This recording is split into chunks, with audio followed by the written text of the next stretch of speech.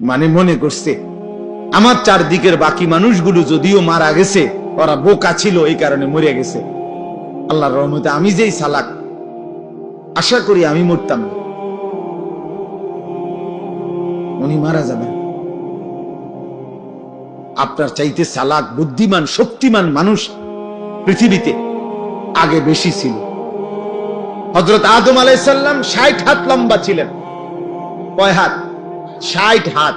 আল্লাহর নবী সাল্লাল্লাহু আলাইহি সাল্লাম বলেছেন আদমের সন্তান, সেই আদম আলাইহিস সালামের জামানা থেকে এই লম্বা সন্তান কমতে কমতে কমতে কমতে অনাই আমরা সাইজ। এখন আমরা যে সাইজ, এই সাইজ হয়েছে। এখন 6 ফিট মানুষ দেখলে আমরা সবাই গ্রাম চুক্তি, 6 ফিট মানুষ দেখলো এটা আইব কি রকম। 7 ফিট মানুষ দেখলে আমরা সবাই তামসা দেখতে আসবে। 7 ফিট আরে কস কি চাই লোকটাকে। তাইলে সবকিছুই শক্তি, সামর্থ্য, যোগ্যতা সবই দিন দিন কমে আসতেছে, বাড়তেছে না, কমতেছে কমতেছে।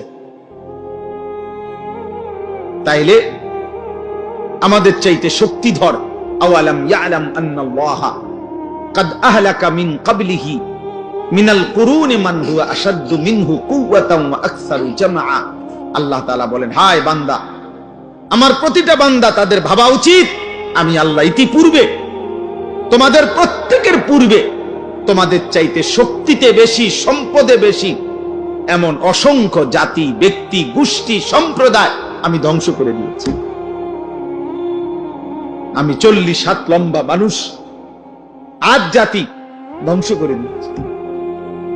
300 বছর, 350 বছর, 400 বছর হায়াত পাইতো যারা, এমন দীর্ঘ হায়াতওয়ালা মানুষকে আমি ধ্বংস করে দিয়েছি। উঁচা পাহাড়ের উপরে যারা আস্তা পাথর হাত দিয়ে আইনা, আলগি দিয়া আইনা যারা বাড়ি বানাইতো, ওয়া সামুদাল্লাযীনা জাবুস সাখরা বিল ওয়াদ। আল্লাহ তাআলা বলে এত শক্তিশালী জাতি সামুদ জাতি, আমি তাদেরকে ধ্বংস করে দিয়েছি, ধ্বংস করে দিয়েছি।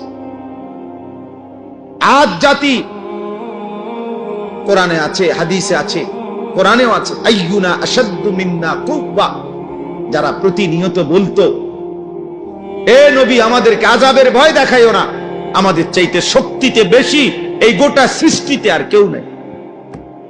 কে দিবে আযাব? কার ক্ষমতা আছে আমাদের উপরে আযাব দিবে? আমাদের চাইতে ক্ষমতাধর আছেটা কে বেটা?